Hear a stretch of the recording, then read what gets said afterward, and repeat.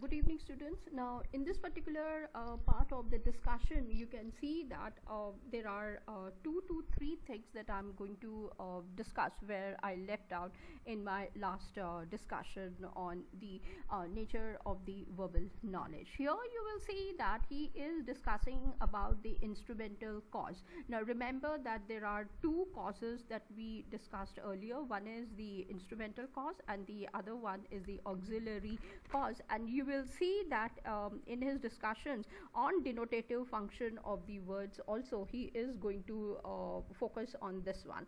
Now here the instrumental cause that you can see of verbal knowledge is cognition, or you can even say perception plus the knowledge which is taken up together in order to give rise to the cognition itself of the words or the pad knowledge, that is the padagyana. Now its operation is the knowledge. So here you can see that what is the operation due to which this thing is taking place, and he makes it up very clear that this is for the sake of the knowledge, that is the recollection. So what is happening out here?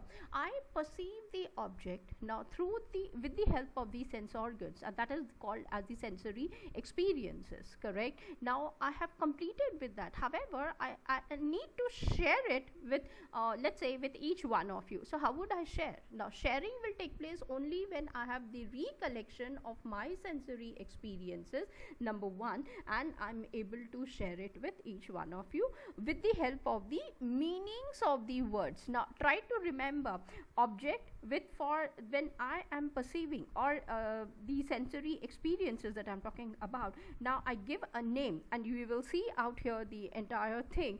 Try to understand as of now that yes, there is this meanings of the words that are existing. So verbal knowledge is the result and the knowledge of the denotative function is auxiliary, which is the cause of it. So remember that instrument is the effect out there, and what is that instrumental cause? Cause is for the verbal knowledge, and the auxiliary cause for that instrumental knowledge, for the instrumental cause for creating the verbal knowledge is the denotative function. So let me explain to you with the help of this particular diagram, and you will see that object is there.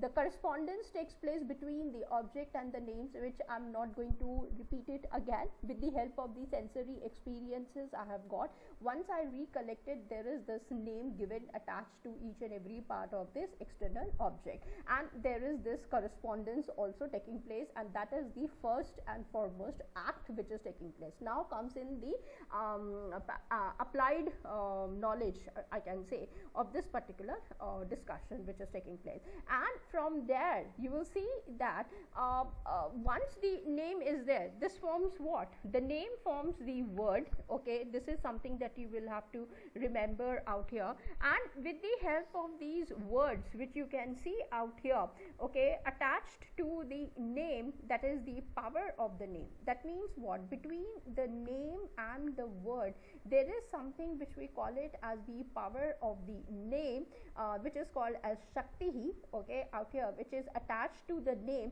and this becomes the second act. Now if you remember Austin also talks about different kind of acts. Remember in his table wherein he talks about act 1, 2, 3, and then he talks about A1, A2, B3, B1, B2, and then C1, C2, then he talks about the T1, T2, if you remember. Now here he is talking in terms of the act. So we have seen here first act, and this is the second act. Now what is the third act that he is talking about? Here he says that knowledge, okay, word is there, and word is implied to give rise to the knowledge. What does that mean?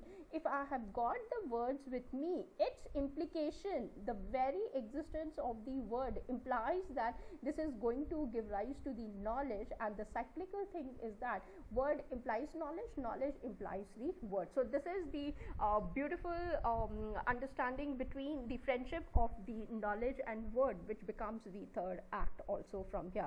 Now if words are there, now just the existence of words is not going to be helpful for any one of us. So he says that if words are there, then the meaning also has to be there, and this meaning he identifies with idea, and this becomes the notion.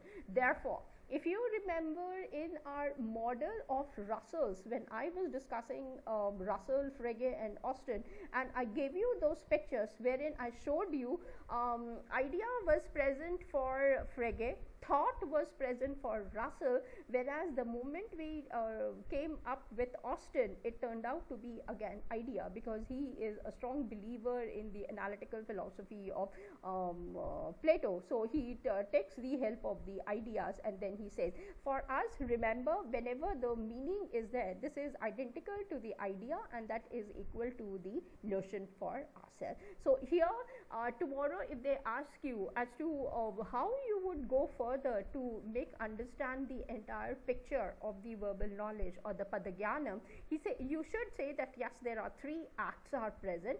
First act, object, and giving rise to the name through the word, and you get that Shakti, that is the power of the name which gives rise to the word, and how it is being used, that becomes the second act. And the third act is that word and the interplay between word and meaning, wherein you get the idea also to form the knowledge. So these are the three acts which Vishwanath Bhatt really discusses in his philosophy of verbal knowledge, and it's a beautiful picture that he gives us. And even if you proceed further, you will be able to understand as to how he is discussing and the manner he gives you the complete picture for the verbal knowledge, and you can compare it literally with Frege, Russell and Austin, and see the vividity or the vivid description in which he is giving to you for the entire I would say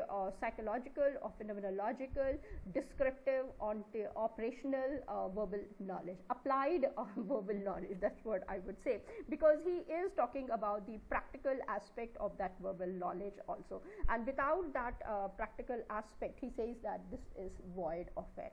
Okay, so let me come up with the next discussion on the formation of the idea of the object, which we have done for Russell, for Frege, and we will see how Vishwanath Bhatt does in his philosophy also. Till then, students, thanks and take care. Bye.